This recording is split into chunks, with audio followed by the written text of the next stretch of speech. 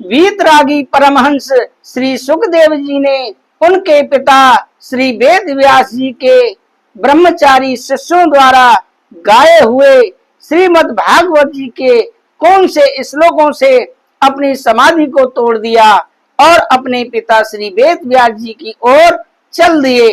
पहला श्लोक है, वरापीडम नटवर वपो कर्ण्यो कर्णकारम विभ्रदवास कनक कपीसम वैजयंतीम च मालाम रंध्रान वेणुधर सुदया पूर्यन को वृंदे वृंदारण्यम स्वपद रमणम प्रावसद गीत कीर्ति।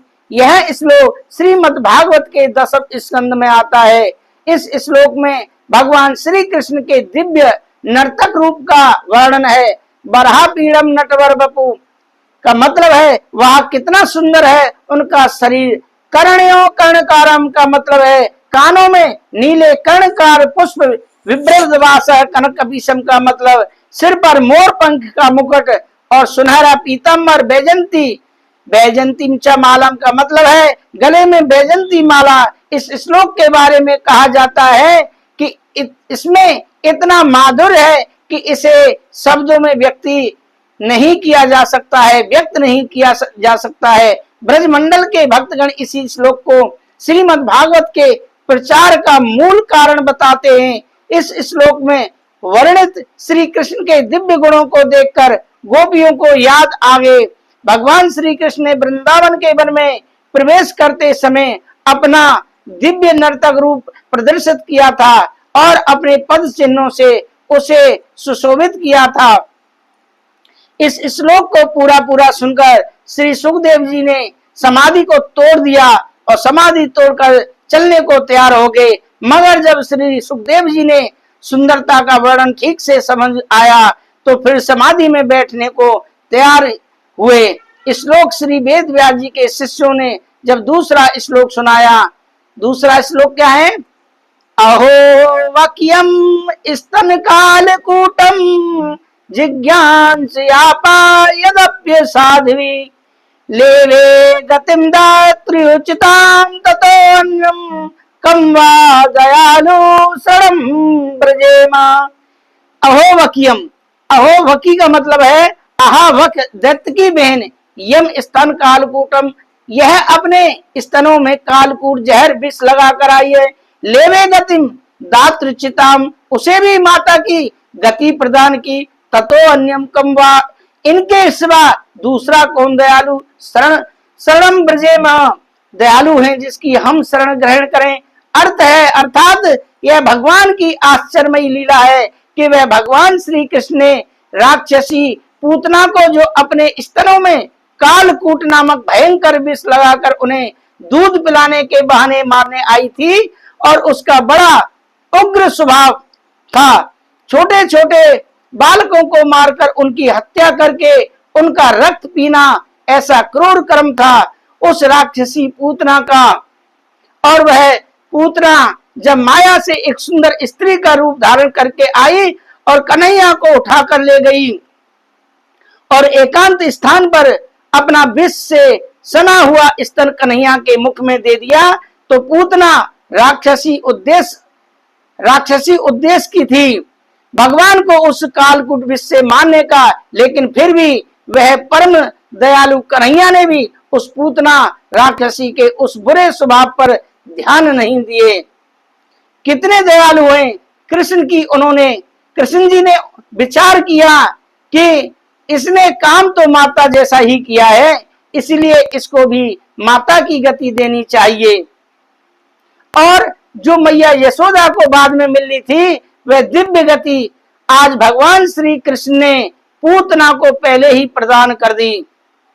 तो ऐसे हैं भगवान श्री कृष्ण जिनकी दयालुता का वर्णन करना असंभव है, क्योंकि वह भगवान श्री कृष्ण अकारण करुणा वर्णालय हैं, बिना कारण करुणा करने वाले हैं, दया करने वाले हैं, दया वत्सल भगवान हैं। उस परम दयालु कन्हैया को छोड़कर हम किसकी शरण में ग्रहण करें। यह पूतना पिछले जन्म की राजा बलि की पुत्री राजकन्या रत्नावली थी। दर्शकों, ध्यान देकर सुनने वाली बात है, ये पूतना पिछले जन्म में राजा बलि की पुत्री राजकन्या रत्नावली थी। भगवान नारायण जब बावन वेश धारण करके राजा बलि के द्वार पर गए तो रत्नावली ने जब छोटे से बावन भगवान को देखा, वटुक ब्राह्मण को देखा तो वात्सल्य भाव उमड़ आया।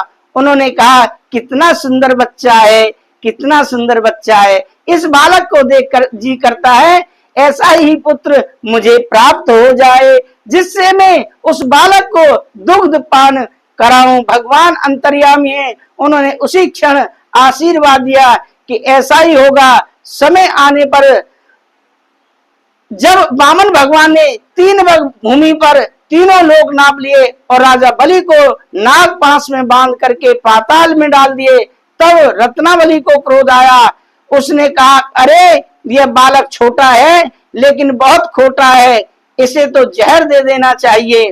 तो भगवान ने रत्नावली की इस बात को भी स्वीकार किया। आज वही रत्नावली पूतना बनी। एक तरफ तो पहले वरदान जैसे उसको जिज्ञासा हुई कि मेरा ऐसा बच्चा हो, तो वो पूतना बनी और मां बन करके दूध पिलाती है, स्तनपान कराती है। और कालकूट भयंकर विष लगा हुआ था। परमपिता परमात्मा भगवान श्री शंकर आज उस पूतना राक्षसी को भी माता जी की गति प्रदान की। दूसरे श्लोक को सुनकर भगवान की ऐसी दयालुता सुनकर श्री वेद व्यास जी के शिष्यों के पीछे पीछे चल दिए। वेद व्यास जी के शिष्यों के पीछे पीछे चल दिए। कौन? सुखदेव मुनि चल दिए। दर्शकों, आपको हमारी यह जानकारी कैसी लगी कमेंट करके जरूर बताएं। अगर आप हमारे चैनल पर नए आए हैं तो चैनल को सब्सक्राइब जरूर करें, जिससे कि हम अगला एपिसोड आप तक पहुंचा सकें और नोटिफिकेशन आपको आसानी से प्राप्त हो सके।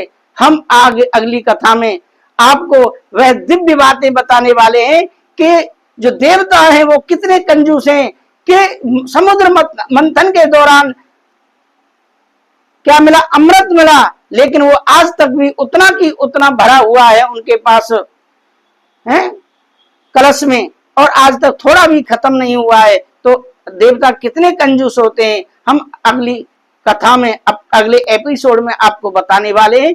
हमारे साथ जुड़े रहिए और चैनल को सब्सक्राइब करें। राधे राधे, जय श्री राधे।